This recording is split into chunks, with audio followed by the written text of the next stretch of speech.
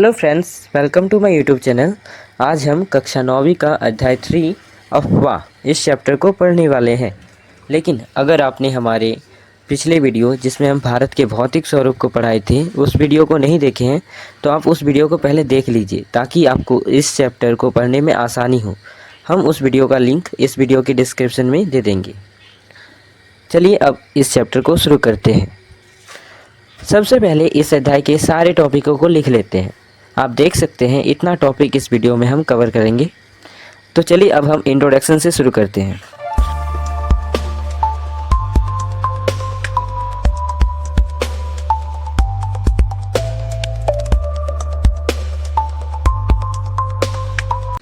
जैसे कि चैप्टर का नाम अफवाह है तो सबसे पहले हम इसी का अर्थ जानते हैं। देखिए, अफवाह का अर्थ र्यूमर नहीं है। अफवाह का अर्थ यहाँ पे एक क्षेत्र के नदी तंत्र की व्याख्या करना है। यानी हम चलिए एग्जाम्पल से समझते हैं।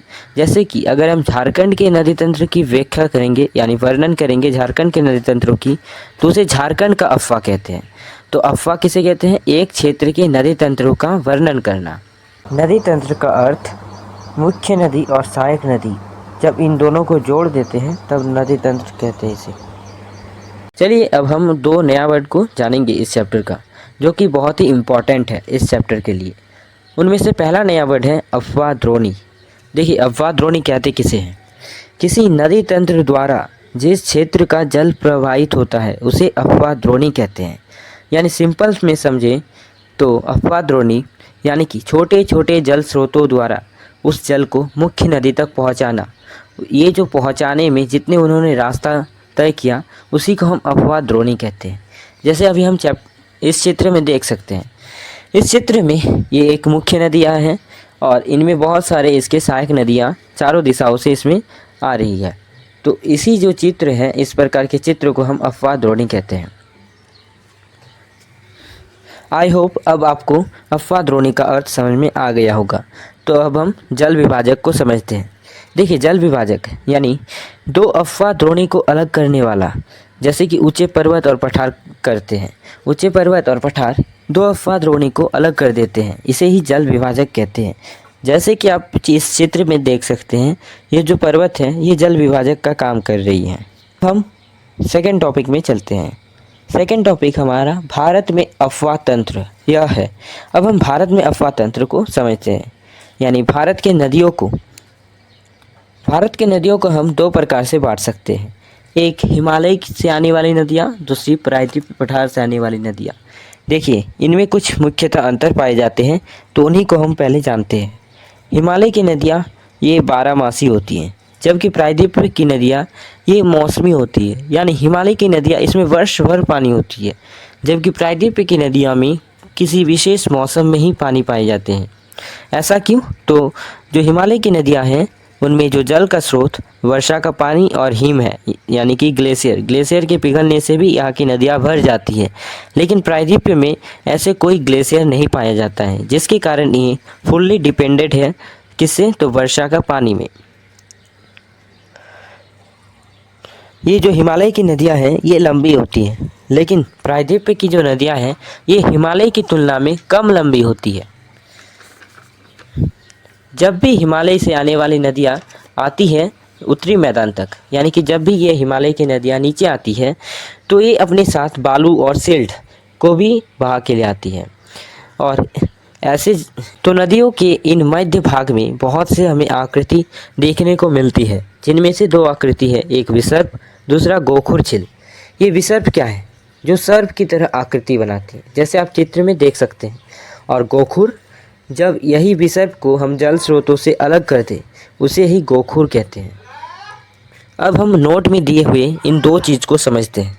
देखिए, अमेजन नदी यह विश्व की सबसे बड़ा अफवाह द्रोणी है यहाँ पे। यानी अमेजन नदी की अफवाह द्रोणी विश्व की सबसे बड़ी अफवाह द्रोणी है।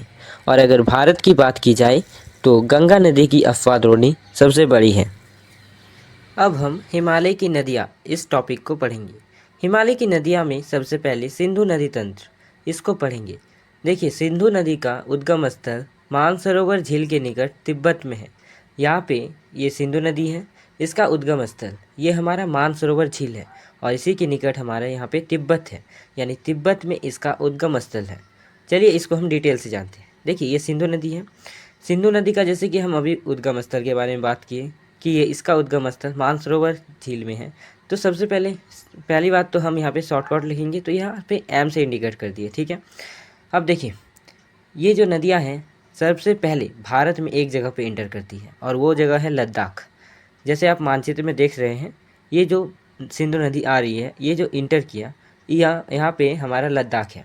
और ये जैसे ही आगे जाती है तो एक इसके सहायक नदी जिसको हम शोक नदी बोलते हैं वो इसमें आके मिल जाती है। यहाँ पे शोक नदी के अलावा जास्कर और भी कुछ इसके सहायक नदी मिलते हैं। ये फिर आगे जाती है और सिंधु नदी पाकिस्तान के बलूचिस्तान इस क्षेत्र से गुजरते हुए सिंधु नदी इसके 5 सहायक नदियों के साथ मिलते हैं, जो उन सहायक नदियों के नाम झेलम, चेनाब, रावी, ब्यास और सतलुज है। ये पांचों नदी यानी सिंधु नदी और ये पांचों नदी जहाँ पे मिलती हैं वो पाकिस्तान का एक जगह है जिस जगह का नाम है मिठान कोट। तो मिठान कोट में ये 5 नदी सिंधु नदी के साथ मिलती है और उसके बाद ये नदियाँ आगे जाती है और आगे जाते हुए अरब सागर में ये नदियाँ गिर जाती हैं। अगर इस नदी की टोटल लंबाई की बात की जाए, यानी कि इन्होंने ये जो नदी है ये अपनी पूरी यात्रा में कितनी लंबाई तय की, अगर उस दूरी को कहा जाए तो वो 2900 किलोमीटर है।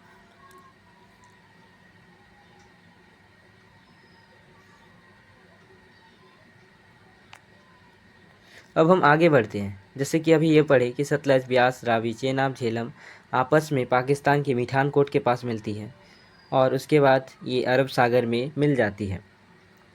सिंधु नदी इसकी लंबाई 2900 किलोमीटर है।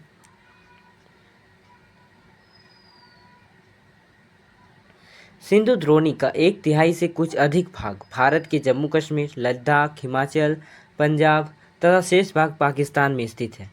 यानी कि इसका अर्थ क्या है, तो देखिए सिंधु नदी जो सिंधु द्रोणी है उसका 1/3 भाग यानी 33.3% भाग भारत में है, जो कि हिमाचल, लद्दाख, कश्मीर और जम्मू में स्थित है और बाकी पाकिस्तान में स्थित है। चलिए नोट इसको समझते हैं। सिंधु जल समझौता के हिसाब से भारत सिंधु नदी का ओनली 20% ही इस्तेमाल कर सकता है। ये 1960 के अनुसार है। गंगा नदी तंत्र। गंगा की मुख्य धारा भागीरथी गंगोत्री हिमानी से निकलती है तथा अलकनंदा उत्तराखंड के देवप्रयाग में इससे मिलती है।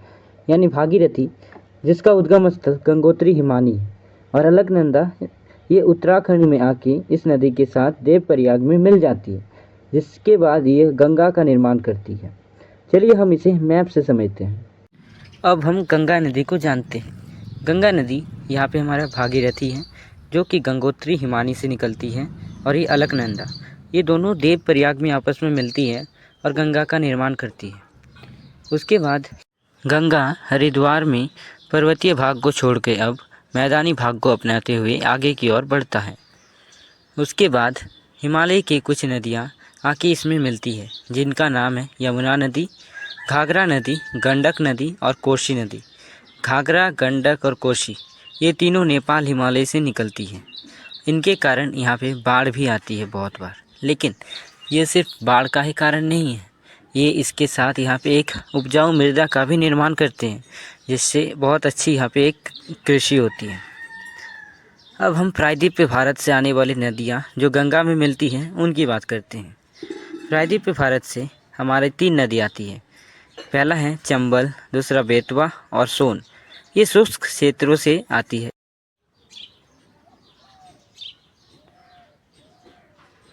इस प्रकार गंगा नदी दाएं और बाईं ओर से जल से परिपूर्ण होकर आगे की ओर बहती है। जैसे हम अभी यमुना नदी, घाघरा, गंडक, कोसी इनका बात किए तो यमुना नदी ये इसका तो उद्गम स्थल यमुनोत्री हिमानी है और बाकी तीनों का नेपाल हिमालय से ये आती है। गंगा नदी अब पश्चिम बंगाल के फरक्का तक बहने के बाद 2 भागों में बढ़ जाती है। पहले ये इधर आती है और यह इसे हम भागीरथी हुगली के नाम से जानते हैं और फिर बंगाल की खाड़ी में मिल जाती है, और दूसरा ये ब्रह्मपुत्र के साथ बंगाल की खाड़ी में बह जाती है। लेकिन गंगा और ब्रह्मपुत्र अंतिम समय में बंगाल की खाड़ी में बहने से जस्ट पहले इसे मेघना के नाम से जानते हैं। उसके बाद ये यहाँ पे सुंदरबन डेल्टा का निर्माण करता है, जहाँ पे रॉयल टाइगर भी पाए जाते हैं। ये टोटल गंगा नदी की अगर लंबाई की बात की जाए तो 2500 किलोमीटर से अधिक है।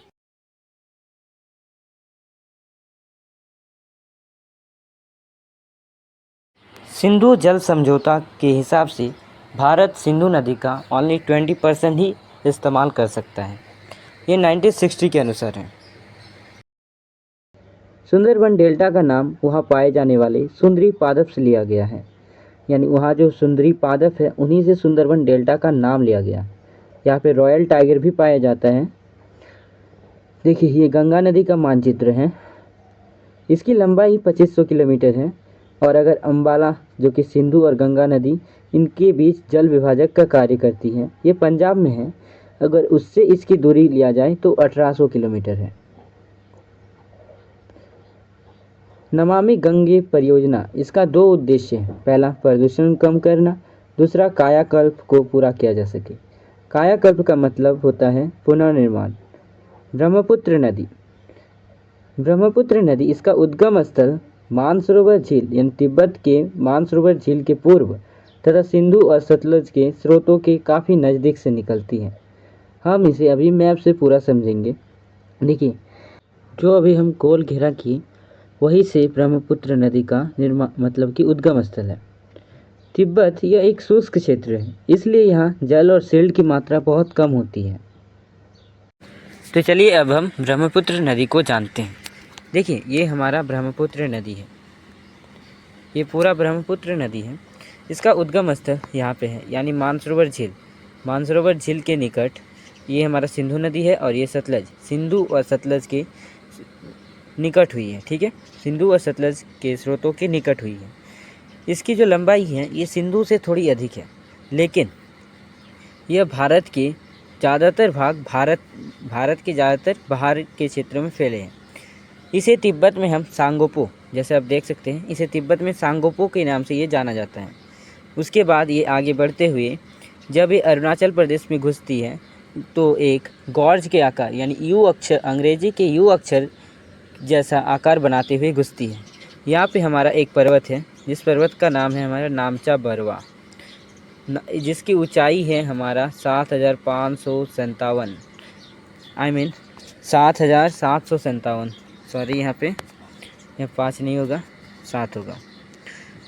तो इसकी ऊंचाई है 7757 मीटर। तो इस पर्वत के सहारे यहाँ पे ये गॉर्ज के आकार का बनती है और अरुणाचल प्रदेश में घुस जाती है, जहाँ पे इसे दिहांग के नाम से जानते हैं। उसके बाद एक सहायक नदी जिसका नाम लोहित है, साथ ही साथ और भी इसके यहाँ पे सहायक नदी मिलती है जिनका नाम केनुआ और मतलब लोहित, केनुआ और दिबांग है। उसके बाद ये आगे की ओर बहते हुए बांग्लादेश में पहुँचती है। जब ब्रह्मपुत्र भारत में घुसती है तब इस नदी की पानी की मात्रा बढ़ जाती है और सिल्ट की मात्रा भी बढ़ जाती है। लेकिन जब यह तिब्बत में होती है तब इसमें बहुत ही कम सिल्ट और कम पानी पाई जाती है। ऐसा क्यों?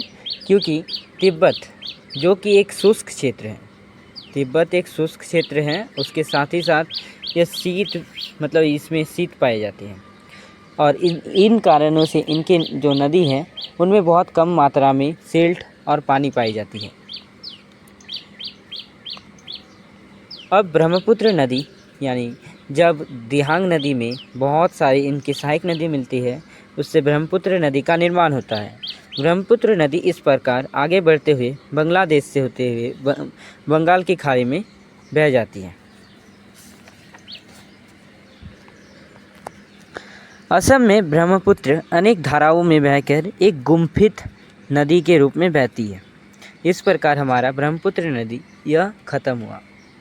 अगर वीडियो अच्छी लगी है तो चैनल को सब्सक्राइब और वीडियो को लाइक करना ना भूलें।